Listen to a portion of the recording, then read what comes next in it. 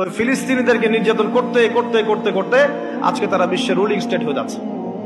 বিগত 100 বছর ধরে আমরা একটা তামাশা দেখছি। আরব বিশ্বের নাকের ডগার উপর বসে তারা এই কাজ করেছে। শুধু তাই নয়, অনেক আরব নেতা ওদের সাথে আতাতও করেছে, মেনেও নিয়েছে। একটা আরব ইসরায়েল যুদ্ধ হয়েছিল ঠিকই, কিন্তু পরবর্তীতে আপোষের সমঝোতায় সব মেনে নেওয়া হয়েছে। এখন আমরা দেখি যে প্যালেস্টাইনিদের অধিকার কোথায়। এখানে মানবাধিকারের কথা বলা যাবে না। এখানে নির্বিচারে তাদেরকে হত্যা করা হবে। বাইতুল আকসা যেটা জেরুজালেম দখল করা হবে, কেউ কিচ্ছু বলতে পারবে না, কারণ তার পিছনে ব্যাকআপ আছে পশ্চিমা সভ্যতার। এই হচ্ছে তামাশা সারা ওয়ার্ল্ডের। তবে এটাতে আমরা অবাক হইনি, মানুষ অবাক হয়েছে, বাট আমরা অবাক হইনি এই কারণেই আমরা জানি কুরআন সুন্নাহর জ্ঞান থেকে, শেষ জামানার জ্ঞান থেকে, এদেরকে নিয়েই দাজ্জাল বিশ্ব শাসন করবে, এদেরকে নিয়েই। কিন্তু এই শাসন কি চিরস্থায়ী হবে?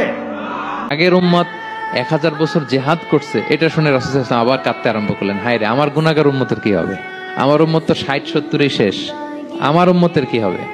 আবার চিন্তিত, আবার কান্নাকাটি। তখন আল্লাহ তাআলা নাজিল করলেন, ইন্না আনসালনাহু ফি লাইলাতিল কদর ওমা আদরাকা মা লাইলাতুল কদর লাইলাতুল কদরি খায়রুম মিন আলফি শাহর। নবী আপনি কাঁদবেন না, ওদেরকে হায়াত দিছি বেশি, কদর দেই নাই।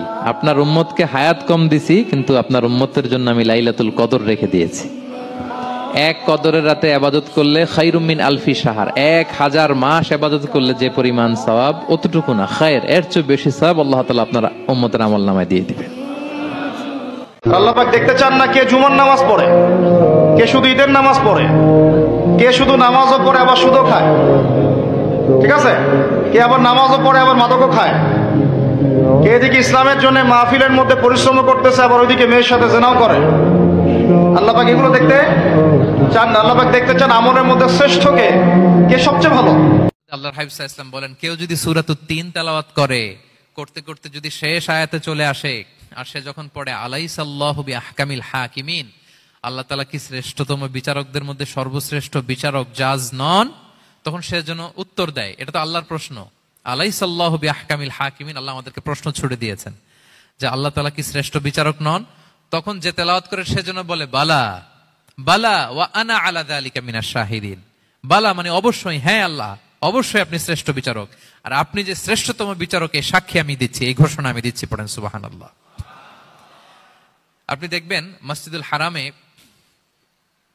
হারামাল মাক্কিতে যখন তেলাওয়াত করে ইমাম সাহেবরা, এই আয়াতের পরেই যদি রুকুতে যায় দেখবেন ফিসফিস করে বলে যে বালা বালা ওয়া আনা আলা যালিকা মিনাশ শাহিদিন। আমি নিজে শুনেছি, দেখবেন ওনার এটা পরে, কারণ আল্লাহ এখানে প্রশ্ন ছুড়ে দিয়েছেন।